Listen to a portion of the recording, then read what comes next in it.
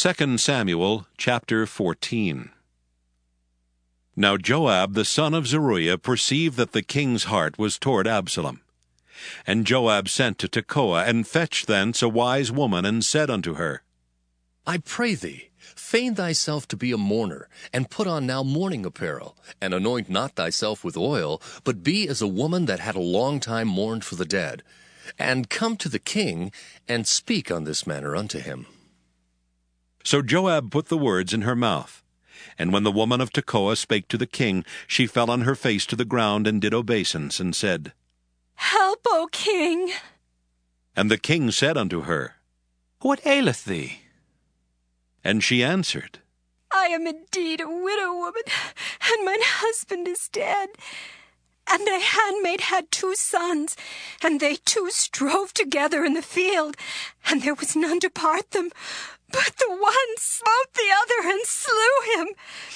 And behold, the whole family is risen against thine handmaid. And they said, Deliver him that smote his brother, that we may kill him for the life of his brother whom he slew, and we will destroy the heir also. And so they shall quench my coal which is left, and shall not leave to my husband neither name nor remainder upon the earth. And the king said unto the woman, Go to thine house, and I will give charge concerning thee.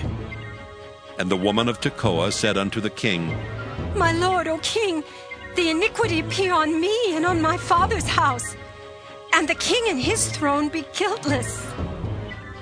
And the king said, Whosoever saith aught unto thee, bring him to me, and he shall not touch thee any more. Then said she, I pray thee, let the king remember the Lord thy God, that thou wouldest not suffer the revengers of blood to destroy any more, lest they destroy my son. And he said, As the Lord liveth, there shall not one hair of thy son fall to the earth. Then the woman said, Let thine handmaid, I pray thee, speak one word unto my lord the king. And he said, Say on. And the woman said, Wherefore then hast thou thought such a thing against the people of God? For the king doth speak this thing as one which is faulty, in that the king doth not fetch home again his banished.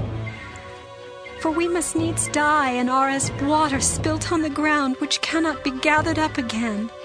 Neither doth God respect any person, yet doth he devise means that his banished be not expelled from him. Now therefore that I am come to speak of this thing unto my lord the king, it is because the people have made me afraid. And thy handmaid said, I will now speak unto the king. It may be that the king will perform the request of his handmaid. For the king will hear to deliver his handmaid out of the hand of the man that would destroy me and my son together out of the inheritance of God. Then thine handmaid said, The word of my lord the king shall now be comfortable. For as an angel of God, so is my lord the king, to discern good and bad. Therefore the Lord thy God will be with thee. Then the king answered and said unto the woman, Hide not from me, I pray thee, the thing that I shall ask thee. And the woman said, Let my lord the king now speak. And the king said, Is not the hand of Joab with thee in all this? And the woman answered and said, As thy soul liveth, my lord the king, none can turn to the right hand or to the left from aught that my lord the king hath spoken. For thy servant Joab, he bade me, and he put all these words in the mouth of thine handmaid. To fetch about this form of speech hath thy servant Joab done this thing. And my Lord is wise, according to the wisdom of an angel of God, to know all things that are in the earth. And the king said unto Joab, Behold now, I have done this thing. Go therefore, bring the young man Absalom again. And Joab fell to the ground on his face, and bowed himself, and thanked the king.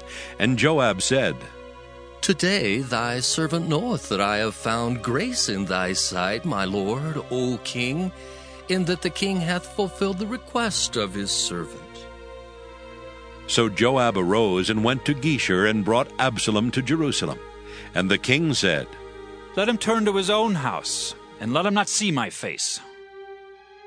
So Absalom returned to his house and saw not the king's face. But in all Israel there was none to be so much praised as Absalom for his beauty.